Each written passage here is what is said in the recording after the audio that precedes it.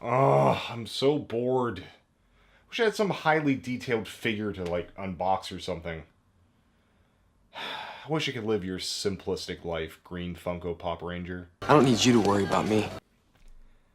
Are you actually talking to me, or am I actually finally losing grip with reality? Dragonzord! Wow! A highly detailed figure for me to unbox, and a sign that I don't have mental illness. Thank you, Tommy. All this will belong to Empress Rita once I and my Zord put down the Power Rangers forever! I'm gonna unbox this now, because I'm not sure if that's how you talk, or you're actually physically threatening me. You did just materialize a figure into my life out of nowhere, so I'm gonna err on the side of caution. Just go. Welcome back to another episode of Unboxing 101, where today we'll be unboxing and looking at something near and dear to my cholesterol-ridden heart. So a little backstory is in order. You see, dear viewers, I am a child of the 90s. Shocking, I know. The best part of waking up is in your mouth. Yes, I grew up in a strange time for television, especially children's television. Weird concepts and ideas were thrown around by TV networks to try to appeal to kids, but one amongst them all was weirder than any other. It all started with a man named Saban, who co-founded a TV production company by the name of Saban Entertainment. Yeah, co-founded. Right. Anyway, while on a business trip to Japan, Saban was transfixed to the only show broadcasting on his hotel's TV, a little series called Super Sentai. Inspired by the show, he came back home and created the pilot episode of a show called, you guessed it, Bioman, based off the Japanese show Chodenshi Bioman, which no one picked up. But then he created another show by acquiring the rights of one of the Japanese Super Sentai series, making it palatable by localizing for America. These donuts are great! Jelly-filled are my favorite! And then shooting and hiring actors from the only logical place, New Zealand. You know, because of the beautiful landscape. Taxes, it was. So as I was editing this, I looked into it a little bit more, and it turns out that they originally filmed in the US. Later, way later, they decided to start filming in New Zealand, you know, for taxes and whatnot. So, yeah. I just want to correct myself and not misinform anyone and look like a big moron. And now the jokes are ruined, and I've messed up my flow. Look! Over there! A distraction! Hey, I know! I'll use my trusty frying pan as a frying pan! Okay, we should be good now. And from these two, a weird amalgam was born known simply as the Mighty Morphin Power Rangers. Now, most of you probably know the Power Rangers in some way, shape, or form, but f*** it. I love explaining unnecessary crap to random people who probably don't care. In the original Power Rangers, an evil space witch named Rita Repulsa breaks from her prison on the moon and seeks to her nemesis and floating head Zordon, a space wizard, along with his plucky robot sidekick Alpha, locate and recruit 5 teenagers with attitudes, whatever that means. And from there on, it's pretty formulaic. Rita sends out a theme monster of the week, Rangers morph into spandex-clad warriors, fight a bit, Rita makes her monster. Rangers summon giant robots shaped like prehistoric animals, which combine into a sweet robot, destroy the monster, profit. But the most iconic thing from the series was not our 5 titular milquetoast protagonists, it was a 6th mysterious villainous bad boy, Tommy Oliver, the Green Ranger.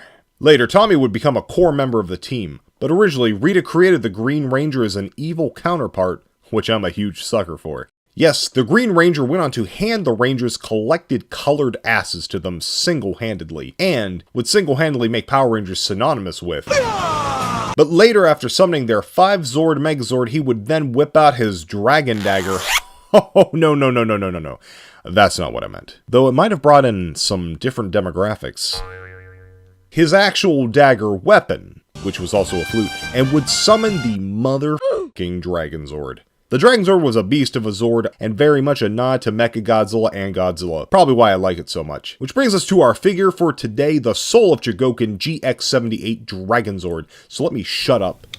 It's unboxing. First off, the box art is stunning. It honestly makes me wish sometimes I could buy these from a physical store. If I wasn't already sold on the figure, this sexy box would cinch the deal. Raised lettering, beautiful shots of the figure with all the different combinations it can form.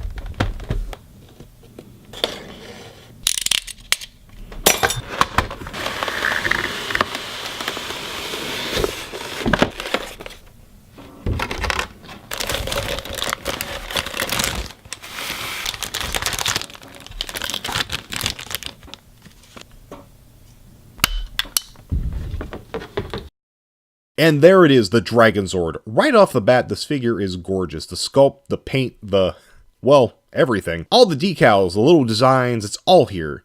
It feels like the toy I used to have as a kid. They truly captured the look of this Zord. It's like I'm drowning in nostalgia. And can I stress just how good this figure looks? The shine of the gold and silver parts, the wonderful contrast with the black, and the few bits with just the perfect shade of green. Mwah! Magnifique. For those uncultured swine out there, that's German for rad as hell. By the way, this is my first Soul of Chogokin figure, so I don't have anything to compare it to, but I know they are a highly regarded line and make some stunning robot/mech figures, and it feels like it lives up to the name by looks alone. But looks can be deceiving. And now we transition from the looks to how it handles or feels and the articulation. And as you may know, I love to articulate my figures. Let's first go with the feels. This figure feels quite hefty and very solid, probably due to it having die-cast parts. Now, I don't have anything like a patented technique I can use to determine what is die-cast, especially since some jackass trademarked it already. But just from what I can feel on the figure, I believe that the horn, shoulders, bottom of the legs, toes, and these bits, which come into play later, are die-cast. But maybe don't quote me on that. I am still new to this. Because of these die-cast parts, you don't feel scared picking up the figure. Nothing feels like it's going to pop off or break. Honestly, it's the way all expensive collectible figures should feel.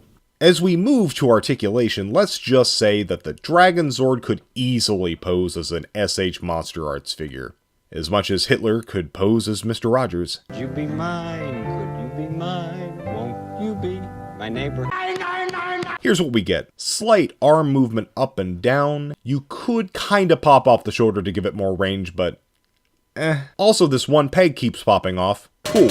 Complete 360 at the wrists, nothing at the torso. Legs can move apart slightly. Good bend at the knees, full 360 at the ankle, and it can pivot. Foot can bend forward and back a bit. Mouth opens-ish? I guess you could also count the horn. And the tail has 6 ball joints, making for some good movement and posing. Definitely not on the same level as an SH Monster Arts tail, but I have to give them credit since that's the only credit I can really give them. Not looking too good for Papa Tommy's dragon. Well, we have one more category to cover that might even things out. Let's turn to the ancient texts for what is written shall come to pass. Let's transform this bit.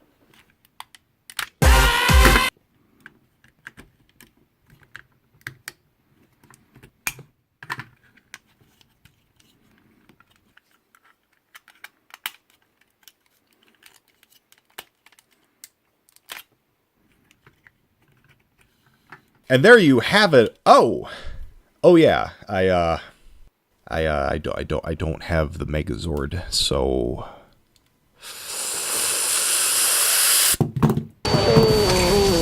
Okay, so here's the deal. This part I can't really demonstrate, obviously. And I feel bad because I wish I could review this to its fullest, but I can't. And I know that a huge chunk of you know a certain toy reviewing weirdo who did review this in its entirety not that long ago. So if anyone wants that full experience, you should definitely check out JobbytheHong's review. He shows everything there is to the figure, including its combinations. And for anyone not familiar with him, I'll leave a link in the description. Though I can't show you or experience it firsthand, I can definitely comment on it at least. The Dragonzord fighting mode is pretty cool. Basically, the Dragonzord becoming its own Megazord by replacing the T-Rex and the Pterodactyl from the original Megazord. And you can either take the chest piece out and use the tail to form its power staff, or use this extra one that it comes with that's supposed to be easier for it to hold, and use just the tip. While it looks really cool, I have seen that there are still posing and mobility issues with it.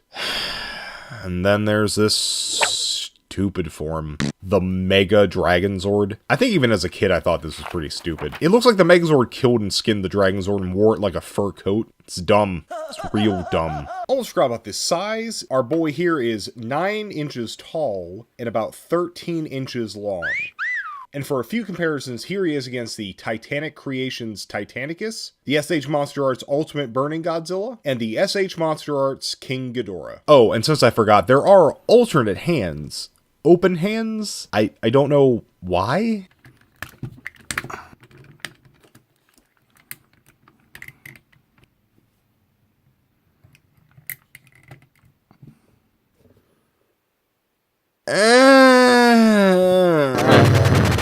been a fan of the Power Rangers since I was little. I had so many of the toys, including the Megazord and Dragonzord. They brought me a lot of joy, and I hoped that this would be reminiscent of those childhood toys, and it is. But I'm also older now, and kinda wanted more than just, I don't know, a glorified kid's toy. And because of the line it comes from, I was expecting more dynamic posing and maybe the ability to turn the head? In conclusion, when it comes to looks, the Dragonzord's got it in spades. You won't find a sexier version of this guy, but when it comes to articulation... No, God! If you're a huge fan of the Power Rangers, especially the original series, or have already bought the Soul of Chogokin Megazord, then I would recommend it. But to everyone else, just admire it from a distance. And honestly, if you already bought the Megazord, you're probably a huge fan or just crazy, especially with that price tag.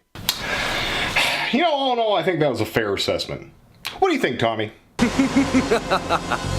you think of my sword? Tommy, I didn't say it was that bad. Come on. And where'd you get that knife? I will strangle the sentience out of you. Feel the power from the Sword of Darkness! No! Tommy! No!